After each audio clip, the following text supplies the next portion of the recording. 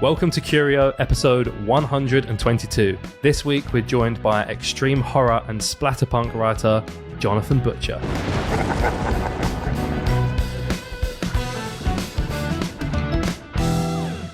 This week, George, we're speaking to Jonathan Butcher. We've just finished our call with him. It was interesting. Very interesting. As I said to Jonathan, I'm not a huge, I think I mentioned it on the actual recording as well, I'm not a huge horror fan, certainly not an extreme horror fan in any way. So I really didn't have perhaps the highest opinion of this style of writing, and my opinion was that it's just shock for shock's sake, and so I really didn't know what to expect, and I found Jonathan to be very good at explaining his thought process into crafting some of these stories, and how maybe he takes a different approach than maybe other writers in the genre. So really changed my perspective on it. I'll be honest, I'm still not going to read any extreme literature or splatterpunk, but it has softened my opinion maybe on the genre as a concept. Yeah, I didn't know what to expect either. I didn't really know this genre existed until our listener Klaus Kenyon recommended we have a look, because it is quite a curio thing, like this crazy like extreme literature. So I started reading one of his books, Chocolateman, which is like about a half demon, half human chocolate or poo loving thing. If it was chocolate loving, sounds great. So yeah, didn't really know what to expect. And similar to you, like it's still not like a genre that I'm going to be that interested in. And I'm sure Jonathan doesn't mind us saying that either. Like he said on the podcast that it's not for everyone. But at least like, him drawing the comparisons to, horror films, and, you've got this like body horror and like shock gore kind of genre of films, and this is kind of just like the book equivalent of it. It was interesting. For anyone that's like not sure whether to listen to this episode or not because it's about this like extreme gory literature, we don't really get into like the details of it, so we're not going to be talking like on the episode. We don't talk about the gore and the there's mentions of like pansexual assault, but it's in a very like basically just like that. Like he just says like, oh, in this book there's some of these themes, but he doesn't like go into detail about it or anything like that. So it's up to you whether you want to listen to it. It's more just about how would you explain the conversation that we had? It's more just about like why people are into the genre, how he got into it, and almost breaking down the stereotypes of like what you might think it is. Yeah, we also spoke about like some of the moral thoughts about how far horror can go, whether there's any lines that shouldn't be crossed. We don't explicitly maybe, again, go into details, but just having that conversation about censorship and what's available on, in this genre and what should be available, stuff like that. So it's quite interesting. We did touch on psychology, I guess, a little bit as to, what makes us curious to read things that scare or disgust us. Because I think, as he said, that people do that. I recognize that in myself. I'm sure you do as well. Like anyone does. You kind of want to be a bit scared, or you want to be a bit disgusted when you hear about something, or you keep watching that movie that scares you too much, or whatever it might be. So we have discussions about that, which is I found quite interesting. But yeah, ultimately it's touching on some heavy themes. Some of his books are particularly heavy with some of their themes. So yeah, as Tom says, if it's not your thing, or you feel like it might be a bit too much for you to listen to that kind of stuff, then maybe stick around to our next Weird News episode, which will be probably coming the week after it's next. Fucked up when Curio are putting trigger warnings at the beginning. I never thought. Do you know what? I never thought when we started this podcast that we'd be putting a trigger. I'd have to give a trigger warning. I never thought that would happen. But here we are, 2025. Yeah. It's not until like the very, very end of the episode where he gets a bit graphic. So he, for the most part, we're just talking about like the psychology behind it, just like even like his writing style and his collaboration with his wife and all this kind of like basically just talking about his books. And then towards the end, he reads his short story that he read at Killercon, which won a Gross Out award. And it is a funny story. It's just like a very graphic depiction of a music concert. It's a very graphic description of a music concert. It's a shame that Rob wasn't here because he loves music concerts. He could have put himself right in that scenario. But yeah, so this is our conversation with Jonathan Butcher.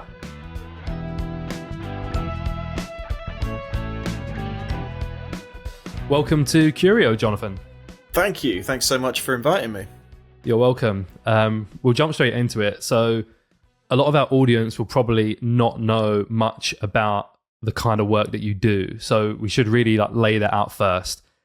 Your bio on TikTok says that you are a Splatterpunk award-nominated horror author and bellend. Yes. Could you... The second part, definitely. First part... Yeah, I was going to say, could you describe what that means to anyone that doesn't know what a Splatterpunk award is? You can explain what a bellend is as well if you want, but most people... Well, our audience will definitely know that. They're well familiar with bellends, but because there's 3 of them that they listen to almost every week. But what is a Splatterpunk award-nominated horror author? What does that mean? Okay, so a lot of people now will kind of be more familiar with the more hardcore end of horror because a few years back, movies like, quite a few years back, in fact, 20 years ago, Saw and Hostel and stuff like that made it to the mainstream and people became aware that there was a much harder edge of horror that sort of dealt more in the details of the wounds and a lot more blood and kind of more sadistic at some points. And this is kind of like the literary equivalent of that. Splatterpunk started in the 80s when a bunch of frustrated authors sort of started writing less apologetic horror that didn't really flinch away from the more graphic, more controversial, heavier side of horror. I like to embrace the punk side of it as much as the splatter. I think it's important to have a story, often like not necessarily a message, but a bit more than simply graphic details of murder. That doesn't particularly interest me at all. I like a good story. I like an interesting structure, and sometimes I like to make some kind of statement. I've done that with a few of my pieces. But since the 80s, when this emerged, it now being far easier to publish horror as an independent writer, doing it through Amazon, means that basically anyone can write and publish something. And in general, there's a pretty big lack of censorship when it comes to it. So people who think that, people like Stephen King and John Saul, Dean Koontz, some of the more mainstream writers, if that's too much for them, Splatterpunk is far, far worse. So whereas that might be dealing with ghosts, ghoulies, sometimes serial killers, stuff like that, this is likely to involve much more scatological things. It's going to involve probably extremely graphic sex scenes, often and sexual assault and necrophilia and cannibalism and all sorts of wild things like that. And however bad someone listening thinks it can be, it's probably worse at times. It always gets worse. I never actually considered... So you said you focus more on the punk side of things than the splatter, and I only discovered the word splatterpunk this week, but I didn't, in all this time, didn't consider that they're 2 words together, like that there's a splatter and there's a punk. So from what you just said there, it sounds like the splatter is like the gory, like slasher type stuff, like you said, like Saw and Final Destinations, Hostel, like that kind of stuff. And then, but in book form. And then the punk, what would that be? Like the actual punk side of things? Like the rebellion, any kind of act of rebellion, and it's. I mean, you see the punk music scene. It's an act of fighting back a bit against certain traditionally accepted values. Sometimes it's political. More often than not, it's just a rejection of what is typically considered acceptable within the horror sphere. But as I said, sometimes, like for example, the first time I wrote an extreme horror, which is kind of interchangeable with the phrase splatterpunk, I knew nothing about the history of the genre, and I don't really know much about it now. And extreme horror hadn't really blown up as it has now. Like these days, if you are familiar with BookTok, like reviewers on TikTok talking about horror, you'll almost certainly have encountered people talking about splatterpunk. Back when I started, it was only in 2017, maybe 2018, when I released my book, What Good Girls Do. I had no idea about all of this surrounding authors and other works. But I wrote that book because I was really, really angry. And that's a book that some people have said is the most disturbing thing that they've ever read. It's about a girl who has been locked in a basement for her entire life. She has never seen the sun. She has never seen the outside. She is raised as... Now, we're going into the heavy stuff. This is a heavier one right now. It's nothing like Chocolateman, but it was a serious book that I wrote trying to get some stuff off my chest. I'd known people who'd been hurt, and I wanted to write a vengeance fantasy. Originally, it was going to be, here are some horrible people who did this horrible thing. Here's the revenge that she has on them. It emerged as something much more interesting than that, and was more about an exploration of how these awful experiences that she'd had, never encountering the outside world, not even knowing what a car was, or a dog was, or a cat was. She'd been raised on pornography, essentially. And I wrote it as an exploration of how that level of trauma impacts someone. So all of their, the main characters' scenes are written very much in her voice, and she doesn't have much of a vocabulary. Like, she can only see things through the framework of pornography, essentially. So everything that she experiences, she interprets in a sexualized way. So it's definitely a heavy book, and there was definitely more going on in it than what I originally set out to do. Do you think that story could have been told not through the lens of a splatterpunk or an extreme horror genre book? You know, do you think that same story that you set out to tell, or that it evolved into, could have been within the confines of traditional horror, or maybe thriller, or whatever genre it might be? Or do you think it really takes this extreme genre to maybe have that form of expression?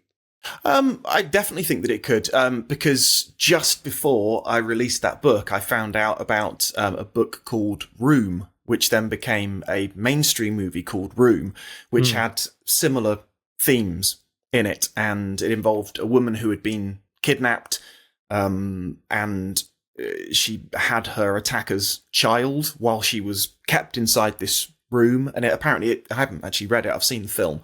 It covers similar themes. So you absolutely can say that it could have been written in a more traditional way. But at the time, I was so angry, and I wanted to deal with it in a completely unflinching manner. And using the experience of knowing and caring for people who had been harmed in similar ways, frankly. So that's more the serious end of it. And then you've got the more ridiculous, over-the-top, completely splattery, and I would argue fun side of it, like my book Chocolateman. It's about a poo demon. Yeah, so Chocolateman is not as... so I've read about a third of it or so at the moment, if I was to estimate. And yeah, so far, it's not as heavy and deep. Like there's no parts in it so far that I'm like, oh God, this is like unsettling. But there are some bits where I do think, why has he written this? Like almost like, and you must get that quite a lot, where people are saying, one, like, how does this even come into your mind? Like, there's a lot of people that might think they have a wild imagination, but they would never think to write something so grotesque or just horrible. So I guess it's sort of a two-part question as to like, why do you do it and how do you do it at the same time? Ever since I was a kid, I have been just obsessed with horror. I don't know why. I didn't have a dodgy background. I had a very, very happy, supportive, loving home life. My dad was into true crime, and he sometimes let me read some of those books. My mum read Dean Koontz, and she would sometimes tell me about the stories that she was reading. But I always, ever since I was a kid, wanted to peel it back further. And whenever movies came out that were banned, I grew up around the time when the video nasties like Cannibal Holocaust, Zombie Flesh Eaters, I Spit on Your Grave, Last House on the Left, all of those were banned. So they had this sort of legendary status about them. And I always wanted to see what, the rest of society was telling me I probably shouldn't. It was like that, curiosity. And it was always my favourite genre. And I guess the closest that I can compare it to is like a fairground ride or like a roller coaster or something like that. I get really excited when I get that creepy, eerie feeling. And although I've written several extreme books now and quite a few extreme short stories, that isn't where I'm staying. I'm about to release my first non-extreme book, which is like a more traditional haunted house story or something like that. So I think that there's all sorts of sides to the horror genre, and I've always loved it. And as I say, always wanted to see how far it can go. And I guess now I know, which is probably allowing me to explore the other parts of horror within my work. How can I do it? Yeah, go on. Because it's fiction. When it comes to real stuff, I can't stand seeing people get injured. I can't stand real death. I don't like seeing people suffer or anything like that. I've had friends who do, and I don't think it's in general healthy, and it certainly isn't healthy for me.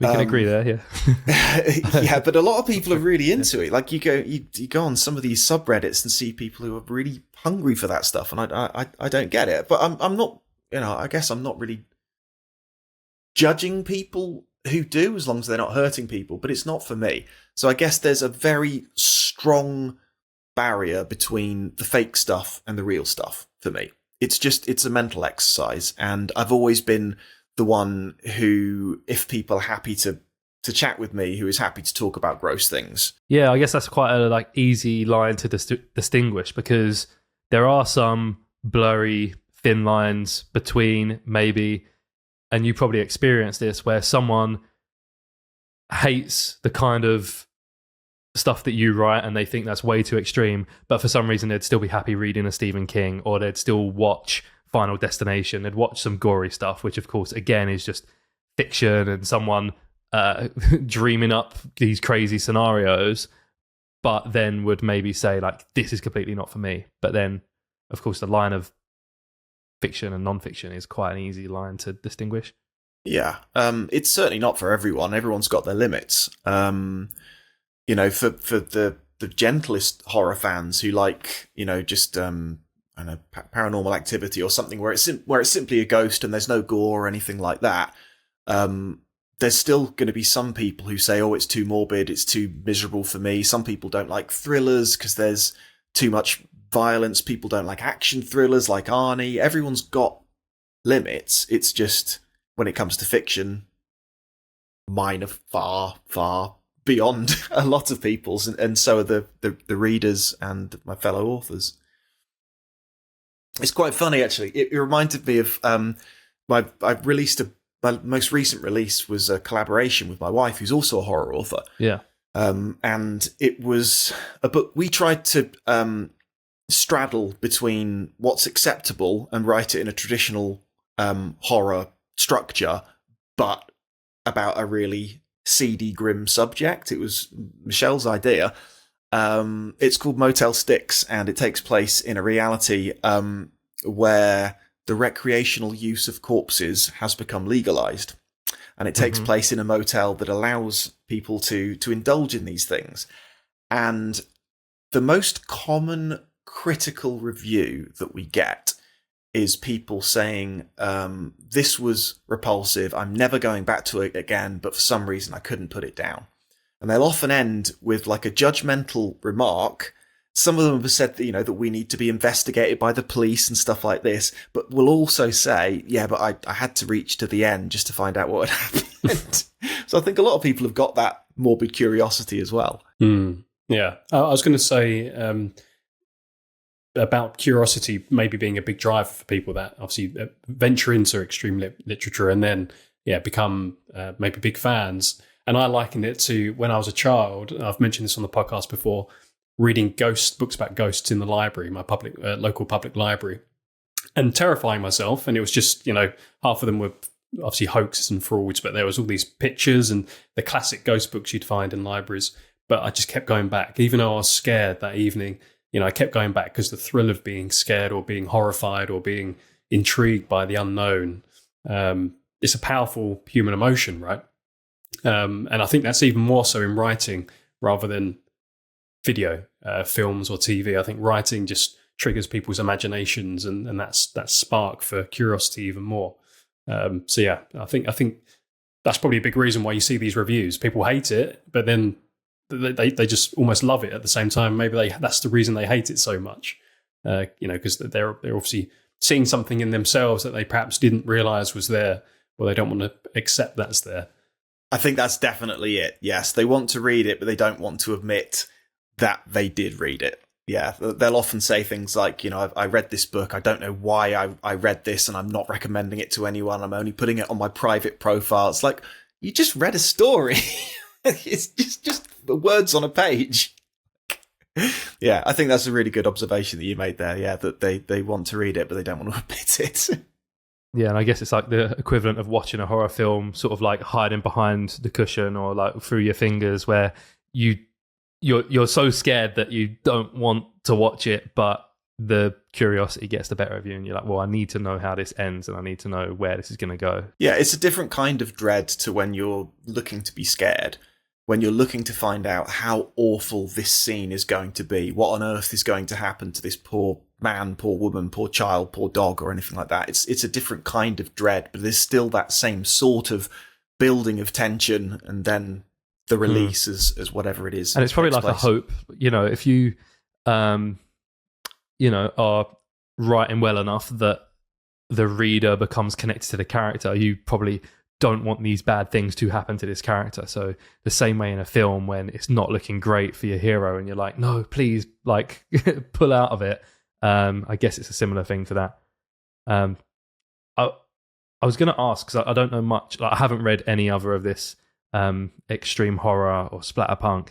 And at like a first glance at the genre, I feel like it could be very easy to rely on these sort of like shock value pieces to sort of compensate for maybe not the best writing, in a similar way that horror films can rely on jump scares, and like video games as well. You can play some really good horror games or watch a really good suspenseful horror or thriller film, but then you also get those films that are just kind of set in a spooky environment and have jump scares every now and then, and people will leave the cinema and think, that was so scary, I was jumping out my seat, but like the writing wasn't great, and the acting wasn't great, and nothing was great. It was just that it spooked you a little bit. And I imagine, like, do you get this criticism, or do you see this in other people within the genre, that like people might say the writing's actually not that great, all you're doing is just thinking up the most mental shit you can, and I think it's a very DIY genre, and as I say, Amazon has allowed anyone to get published now, and it's quite common now for people to have an interest in reading these extreme stories, and then when they get a taste for it, they think, actually, I want to try my hand at it as well.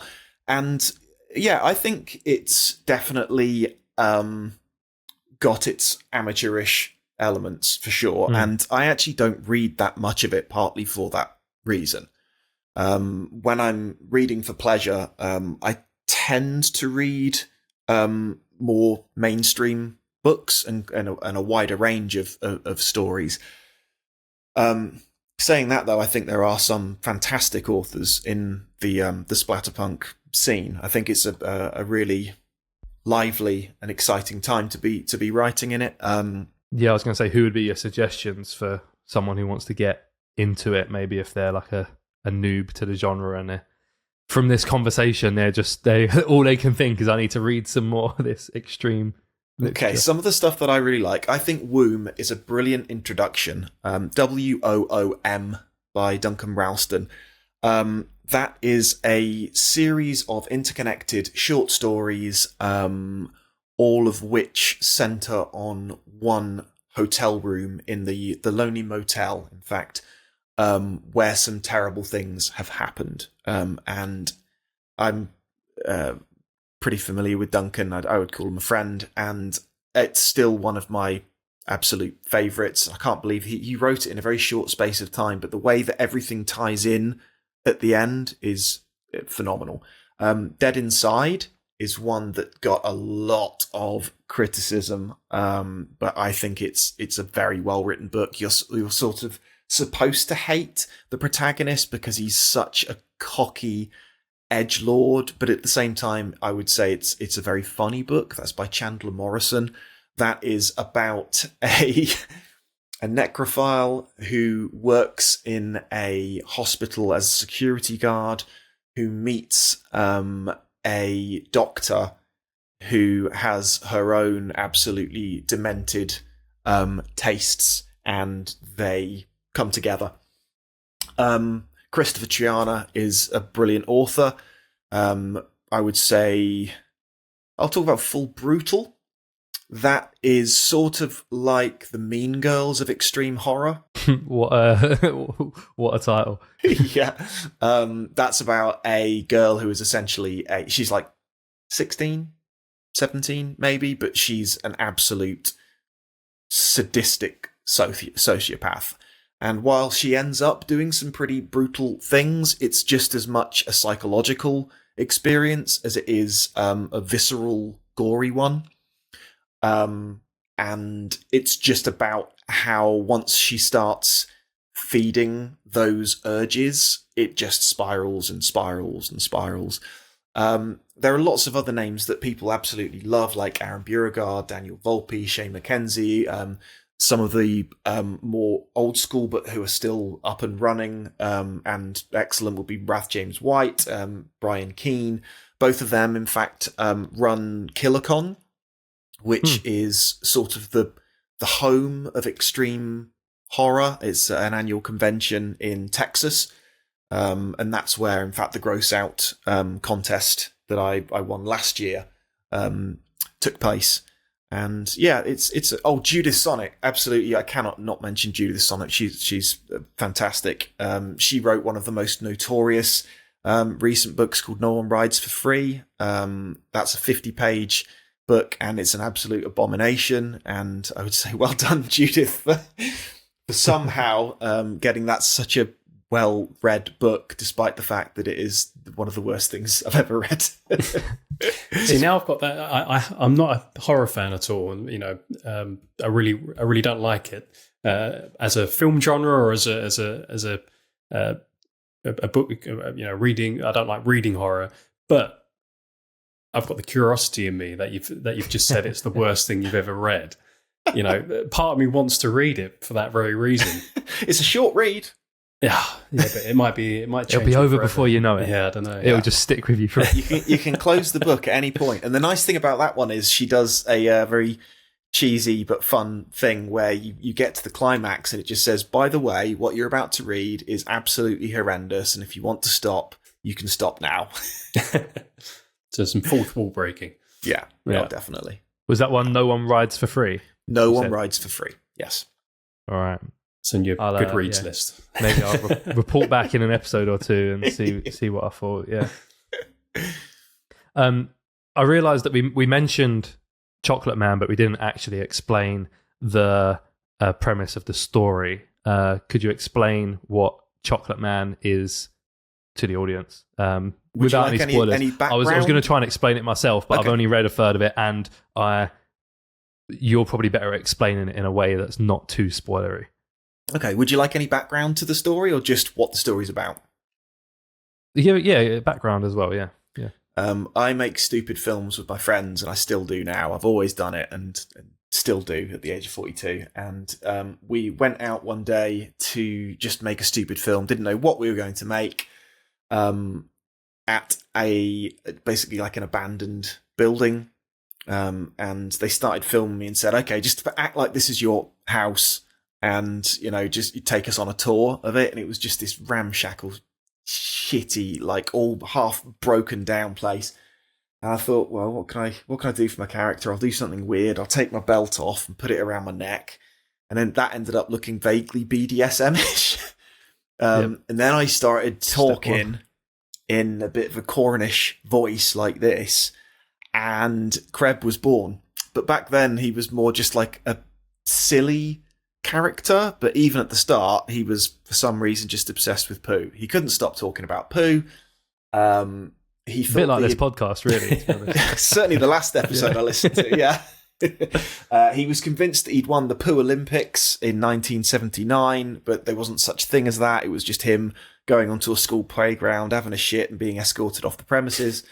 So then I did a video diary as him when I travelled Australia. I did another one when I was in Korea. So it was like a joke with my mates for ages. This reminds me a little bit of like Eminem's Ken Kniff character. Like, I don't know if you're familiar. Like, he shows up on the Slim Shady albums, and he's like, "Oh, he's doing a voice like this," but he's always talking about like poo and bums and like just the like grossest stuff. Yeah. You and Eminem, And then- like similar minds. Well, I'll take that as a compliment. Then a friend started an anthology which was called Death by Chocolate, and they were supposed to be chocolate-themed horror stories. So I thought, Chocolateman, but I'm not going to write about chocolate. I'm going to write about chocolate. And then I turned Kreb into a demon, and then expanded it into a novel. And essentially, the book is about our main character, James, whose traumatic childhood has led him to be terrified of his own bodily functions. He is absolutely horrified by the idea of defecation. The whole thing it's almost like an assault on his body. Every time that he goes, he has to be in private because it's like a traumatic experience every day. And the book takes place leading up to an anniversary that ties in with his traumatic childhood. And it's the days leading up to that, and then the absolutely awful, awful things that take place on this anniversary. And you find out all the reasons why, and it all ties in with his brother Kreb, the shit demon. Yeah, and it gets pretty graphic, like from the parts that I've read so far, and I'm pretty sure it'll get worse.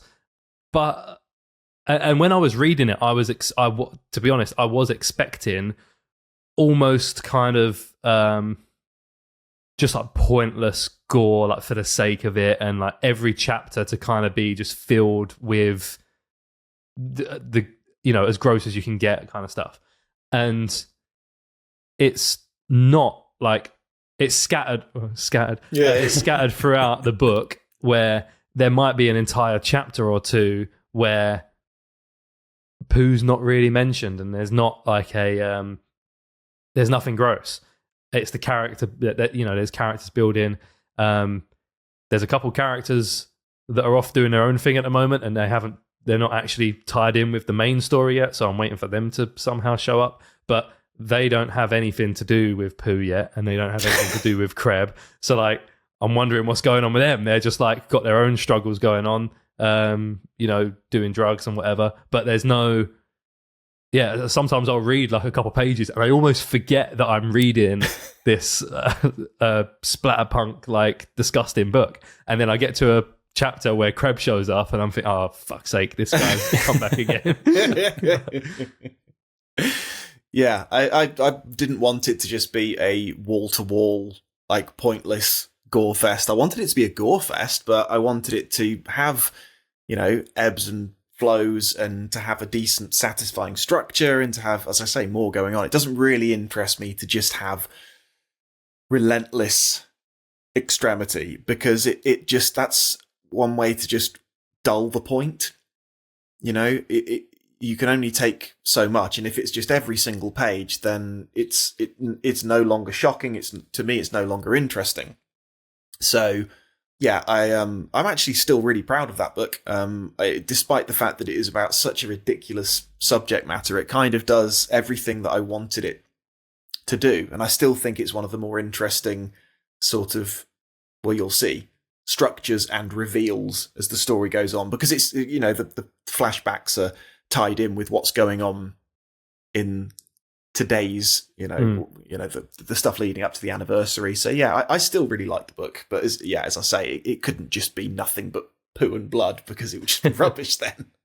That's kind of what I expected. And you know, our listener who recommended that we reach out to you or like explore some of your work, Klaus Kinyon, he goes by. Ah, there we go. Yes, I was wondering if it was a familiar name. Yeah. Oh, so you recognise the name? Yeah.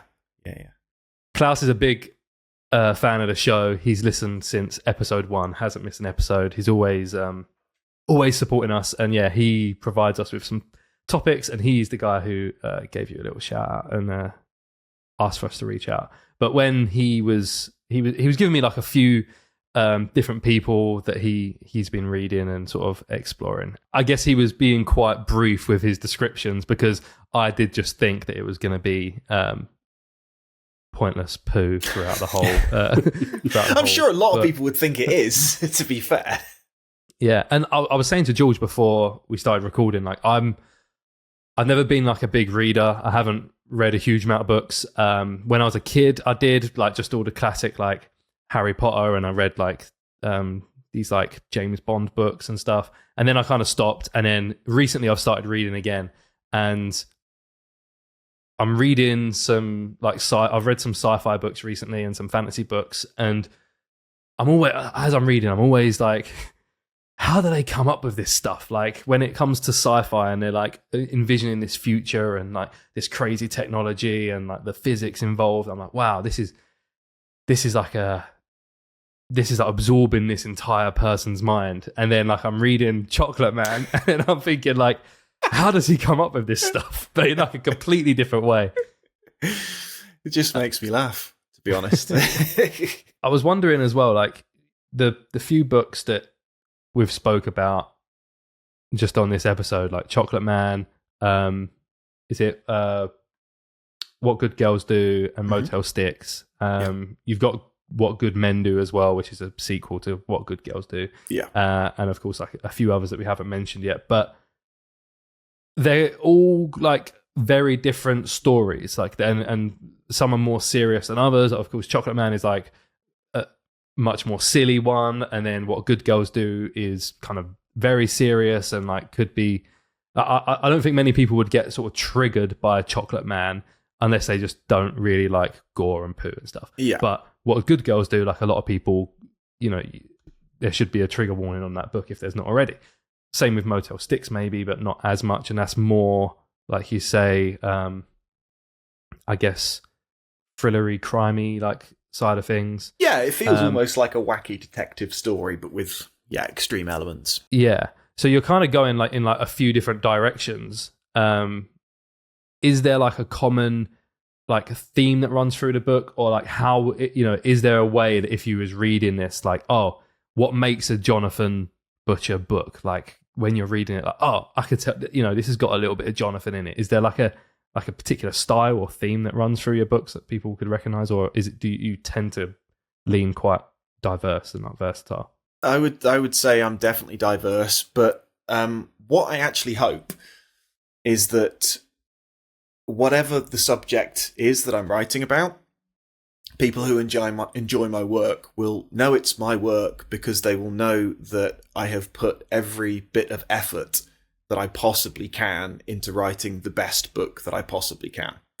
I think that there are a lot of people who dabble in, especially the more extreme end of horror, who aren't experienced writers and who just do it for fun, and that's absolutely fine. In fact, that's brilliant. The more people who are being creative in this world, the better, in my opinion.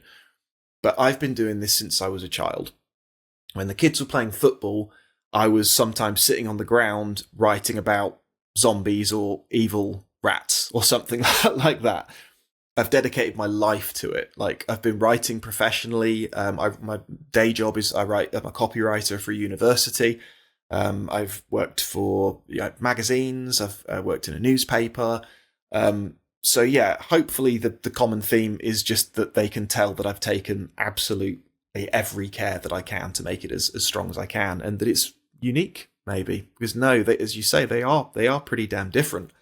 And as I mentioned before, I'm about to release my first non-extreme one, and that once again, that's completely different.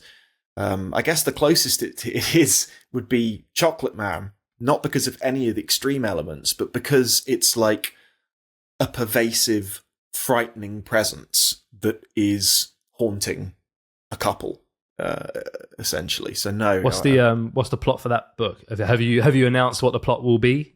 No, I can give you a brief overview. So it's called The Cold Visitor, and it's about a woman whose family is it takes part in a ritual every 40 to 50 years. And during this ritual, the visitor comes and visits them. And this woman, Sally, has experienced 2 visits in her life. And because it comes every 40 or 50 years, and the last one took place when she was 50, she thinks, well, that's it. I'm never going to be, visited again. I can finally have myself a relationship without worrying that it's going to be impacted by this awful thing. And then she marries when she's like 50, but then 20 years later, when she's 68, so 48 she was, and her husband's 69, and her husband knows nothing about her past, it comes back and the ritual begins again. So it's about an elderly couple who's suddenly forced into taking part in this ritual. Okay, so if anyone's into the less extreme side of the horror genre, then that would be the one for them rather than Chocolateman or What Good Girls Do. Yeah, definitely. You mentioned this earlier, but you said that when you wrote Good Girls Do, you didn't really even know the existence of the extreme horror genre, and you didn't think it would be possible to even publish a book like that because of how extreme it is. So you were writing this extreme horror without even knowing that there was like a market out there for it in the first place. It was kind of just for your own, well, I guess you said with What Good Girls Do, it was to just get it out, right? Yeah, definitely. I knew that there was like the harder end of horror. Like, I grew up reading, I don't know if you'll know any of these names, but like Graham Masterton, Richard Lehman, and Sean Hudson. They're all authors who would have been back in the day, right there at the front of the horror section in W.H. Smith's. They were quite big names during the 80s, but they wrote, more extreme, gorier type stuff, but nothing like your contemporaries. And then, I got one book published, which was like a crime horror, more like a gangland horror, I suppose. And while there was like hard elements in that, there was only really one scene in it that I would call extreme. But then, I met some people who had been essentially abused, and caring for someone who's been through something so awful. The way that I dealt with it was by writing it, essentially. Yeah, I was very, very angry, as I say, and I think you can tell that from the very opening page of that book. Yeah. Can I ask, have those individuals that maybe in part inspired the creation of this story, have they read the book, any of them? One of them has. The woman that I was with at the time, she wasn't able to, but she was perfectly happy for it to be written. It wasn't about anyone in particular. It was more about just the subject. But I'm not really in contact with the other ones, but I know that one has, Okay. and she thought that it was great. Okay, I was just curious. Yeah, I was curious to know what the reaction to that was. If with trauma involved and things like that. I'm just wondering whether, what their opinions would be. But it sounds like maybe in part it is in some way a positive experience for them to see those messages written in such a way. I'm not too sure. Maybe I'm taking too much from it. I wouldn't like to speak for them, and I didn't. I thought that it was going to be a positive experience for me because I thought I was going to be able to get to the end of it and all the bad guys are dead. But it was it's a pretty bleak book. What did you after you'd finished writing that story? How did you process that? Because I can imagine writing.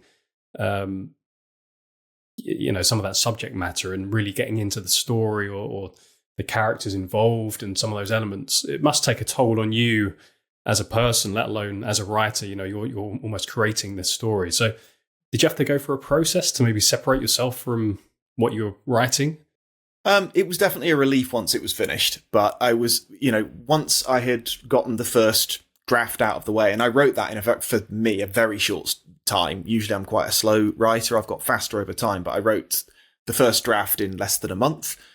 But after that, it just becomes a piece of work. So I was glad that I got that stuff off my chest, but then when you're going through it scene by scene and trying to work out if different parts work and if that sentence works and cutting that, it becomes more of a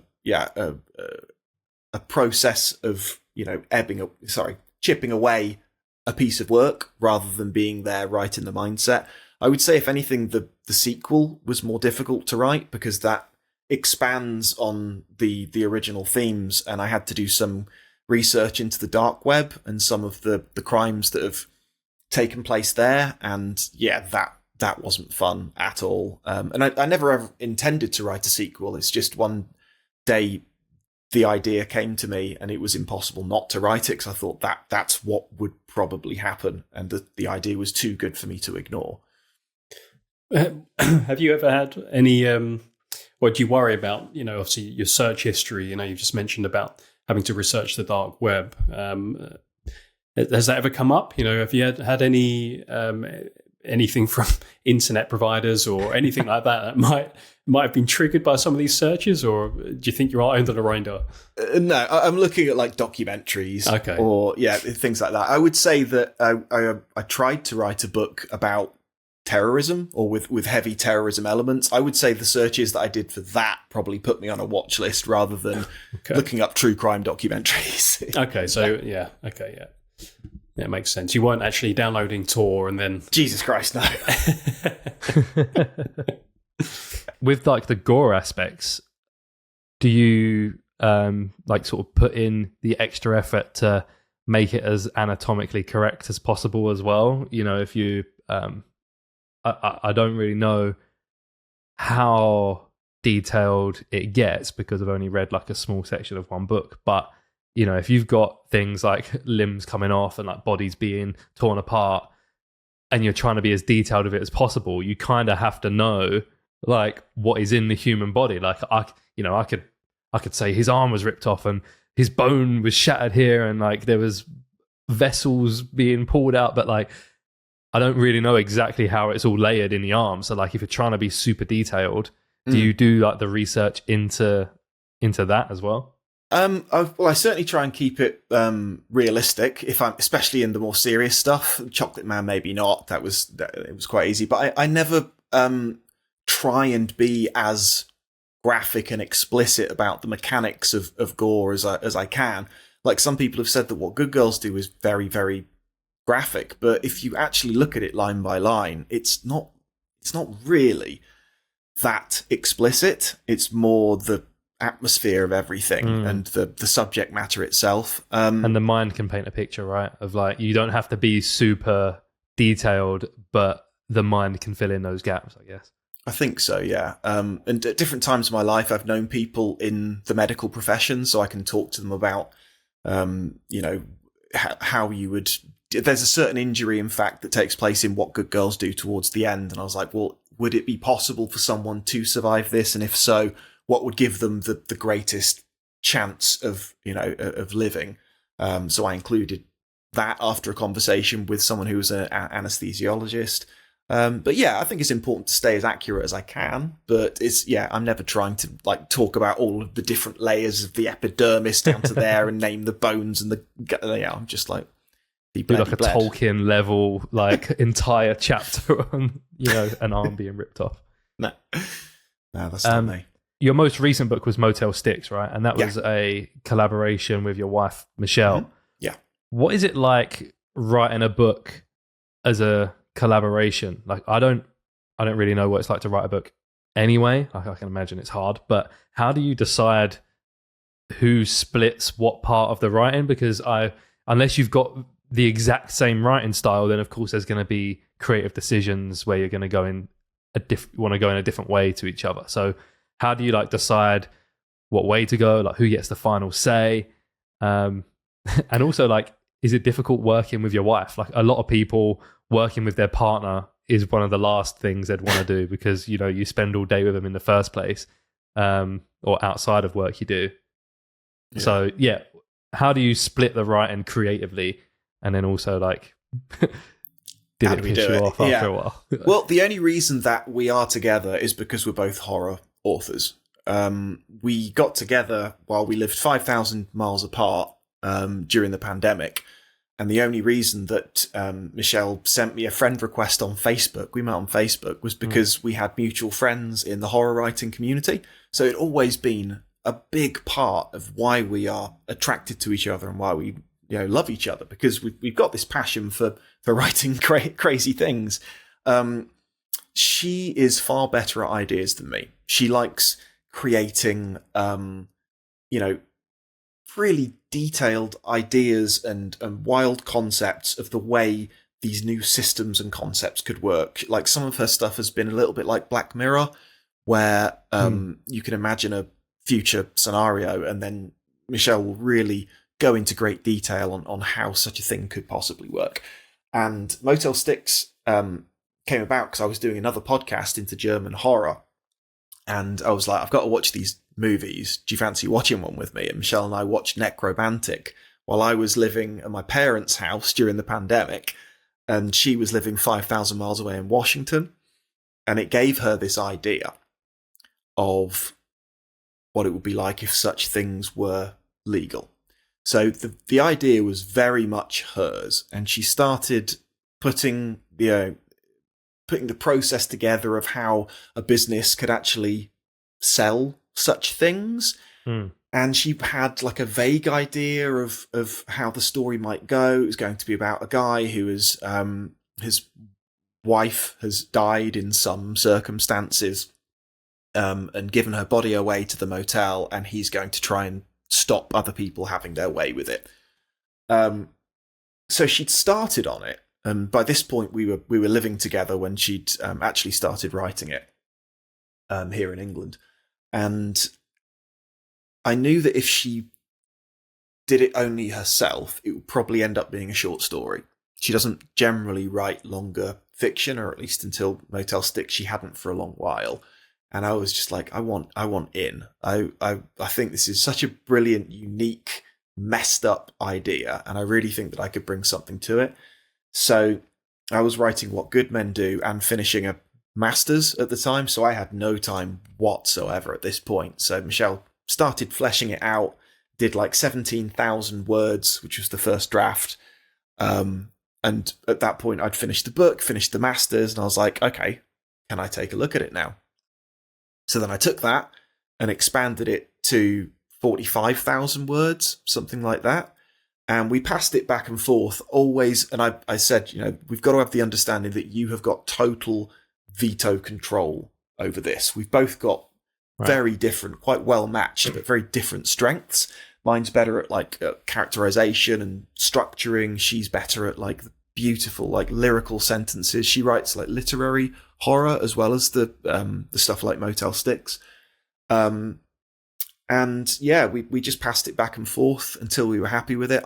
Whenever I amended it, I tried to keep all of the ideas that she really wanted in there, but just tweak them and expand on them until I felt like they worked. So actually, no, there weren't any arguments during it. There wasn't any discussion. There wasn't any point when she had to say, no, this stays, because I think I managed to keep everything she desperately wanted. And, she trusted me if I said that's not going to work. She built a website that was motelstyx.com, which is as though it's a real business. So she's got like the web design. She did the cover. So she used to have a design company. So yeah, and because I'm a copywriter, I'm quite good at like the proofreading and editing and stuff like that. So we're really lucky that we've got both sets of skills. And although it took us a while, I lost my dad during the time. We had to move down from the West Midlands to Newquay. Michelle had only just got over here, so she was looking for work. There was a lot else going on, so it took us 2 years. But all in all, it was a pretty damn smooth process, to be honest. I'm on the website for Motel Styx now. It's pretty cool. Like you say, like it's just like you're on a website for, I guess, like a like a motel, and you're trying to book. Yeah. Have you heard of the Bunny Ranch in the States? I think I have. It rings a bell. Yeah, so the Bunny Ranch is a legal brothel in, I think, the Nevada desert. And Michelle was like, okay, but ours is the Body Ranch. So it's basically the Bunny Ranch, but with bodies. Yeah, I remember there's a Louis Theroux episode in the Bunny Ranch. It's admirable that you're able to do it. I mean, that alone is an achievement, I think. Having a relationship, personal relationship and a working relationship that can match so well and just become one. I think it's quite rare, I'd say. Not everyone can do that, so it's admirable. Yeah, we really want to. We're working on something else at the moment, and we're hoping that isn't the one time that we'll visit Motel Styx as well. So there might be more going on there. Yeah, I'm more serious about doing it as maybe one day a full-time or at least part-time job, fiction writing. Whereas Michelle's got her own career. And I think she probably needs that side of things. But I hope we continue to collaborate because it worked really well and it was very well received, especially for a book that is quite extreme. So was that also self-published through Amazon? Yes. Okay. Yeah. Yeah. We did everything with that book. There was no one else involved. Okay. There's a big part of me that's wanting to read it. Like you're kind of selling me on the genre. Maybe not like What Good Girls Do. I don't think I'm going to be reading that. I'm sorry, but no. Motel Styx does sound a bit more. Up my street. My only issue is I always read when I get into bed. Like I always read as the last thing before I fall asleep. And sometimes when I dream about what I've been reading. And reading sci-fi is cool because then I dream that I'm in space and I'm fighting aliens and stuff. Whereas I would rather not be reading about a motel of dead people. Yeah. Well, you said you've read a third of Chocolateman, so which means you've probably read the scene that gave my wife a nightmare. She was my fiance at the time, but when I was writing it, I read a scene that I believe you've probably just read, the second flashback. I don't know, but that gave Michelle a legit nightmare. I was quite proud of the flashback where it fully. Where James sees what has happened and is happening, what Krebs doing. Yeah. I have read that bit. Yeah. Yes. Yeah, I think I explained that scene to Rob and George in a voice message. So I feel like I've read it as well. Earlier today, yeah. You're welcome. Yeah. What was also great is I was sending the voice message while I was taking some frozen burgers out of the freezer. Like I was in the kitchen. I had literally like frozen burger meat in my hand, and I was drinking a chocolate protein shake. Nice. And I was like, "This is the worst like situation to be talking about this." I would love to hear that voice message. Well, I had one last question. Sure. Well, I've probably got a few that I always forget, and then afterwards I think it's shit.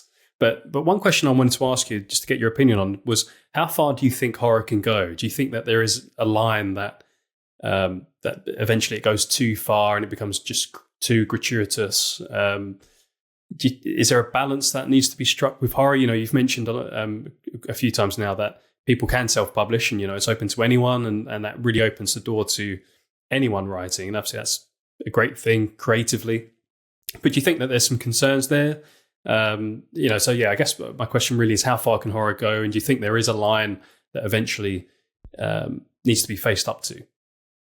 I'm completely anti-censorship. I think that if things are fictional, they're fine, and no one should be censored for that. Saying that, though, there have been recent occurrences where people have written things involving children and had their books banned and been cancelled. In fact, a woman in Australia just a few weeks back wrote a story called Daddy's Little Toy, which is it's like a dark romance, and that kind of verges on splatterpunk, that genre, the dark romance genre. And it was about a man who gets with an 18-year-old who he has been attracted to since she was 3. Now that, I would say, is pretty much the worst that you can write about, unless he's actually having the relationship with them when they're 3.